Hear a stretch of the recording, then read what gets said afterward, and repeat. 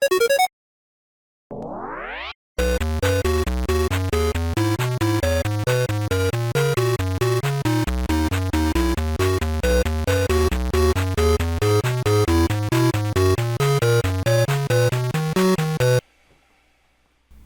up everybody? In this video, we are going to blink an LED using an Arduino.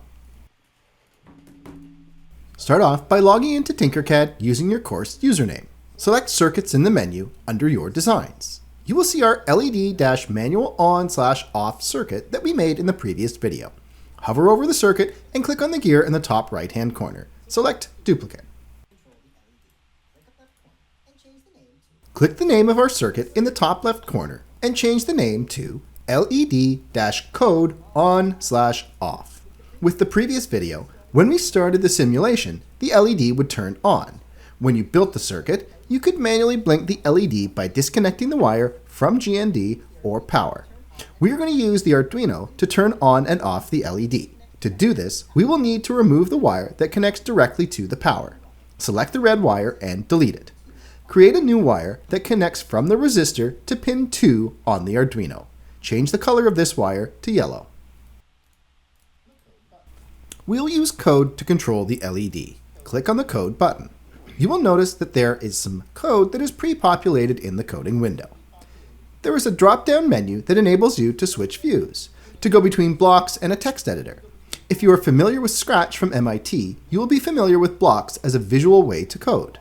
For the purposes of this course, we will be primarily using the text editor. This will help us get a better understanding of coding and how to talk to our circuits. In addition, when we build the physical circuit and upload the code to the Arduino, the text editor will be more familiar. You might be wondering, what does the pre-populated code do? Ensure that blocks plus text is selected in the code dropdown. You will see one block and some code. Let's look at the code. Programs are executed sequentially, line by line. There are line numbers at the side of the code. These are helpful to reference parts of the code and will be helpful when we debug programs. The program will start at line 1 and sequentially go line by line, executing each line of code. As your programs become more complex and the need to debug errors in your code arises, being able to sequentially work through your code is a key concept. You will see void setup, followed by opening and closing squiggly brackets, and void loop, followed by opening and closing squiggly brackets. These are functions. A function is a block of reusable code that is used to perform an action. When programming with the Arduino, the keyword void is only used when defining a function. A function has a unique name followed by opening and closing brackets. Following this are opening and closing squiggly brackets. Inside the squiggly brackets are lines of code that execute when the function is called. All Arduino programs use these two functions in their programs. From lines 3 to 6, the setup function is code that runs once when the Arduino starts. We can use this to do things like get an initial read from our sensors or tell the Arduino what pins will be used. From lines 8 to 14, the loop function is code that runs repeatedly. A loop is a common operation found in programming. Essentially, it is code that repeats until a condition is met. In the case of the Arduino, it endlessly loops through the loop function. When the program gets to line 14, it goes back to line 8 and repeats. This is useful because as we start to connect sensors, we want to get the latest information. We program the Arduino in a way that it will listen for inputs and send outputs.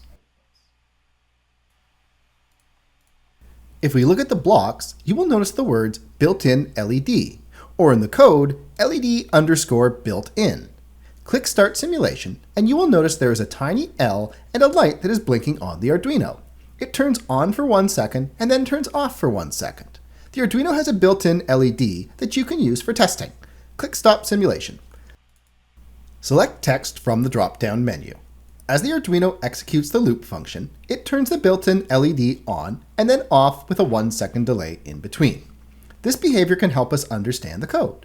First, in the setup function, you will see on line 5, pin mode, open bracket, LED_built-in, output, close bracket, semicolon. This tells the Arduino that the built-in LED will be used for output, or that you will be sending a value from the Arduino to a component. It is also important to note at the end of the statement is a semicolon. When programming the Arduino, All statements require a semicolon at the end. This is a common error for many new programmers.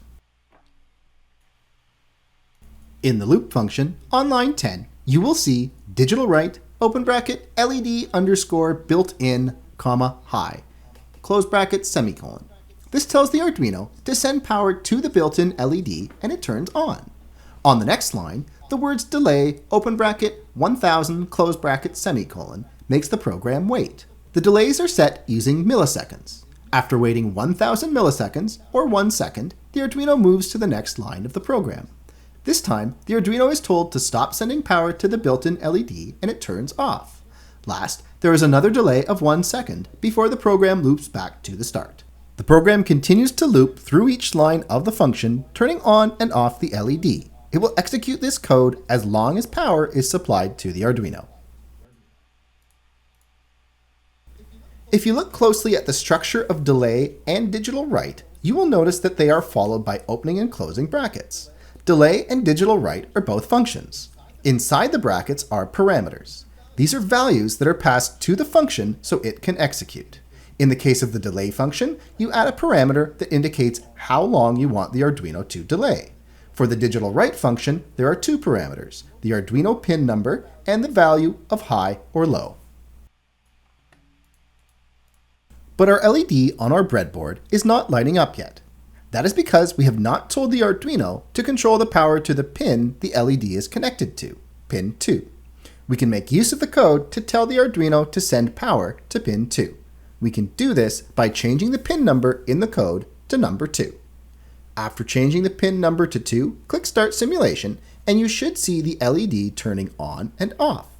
Try playing with the delays and adding more digital write functions to control the blinking of the LED.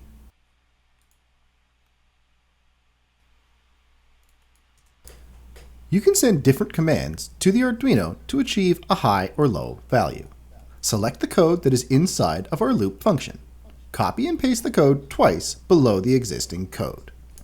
The output of the LED is a digital value. It is either high or low. We can also use 1 or 0 or true or false. Replace the first high and low values with 1 and 0 and the last high and low with true and false. Click Start Simulation and you will see our sketch works the same as before.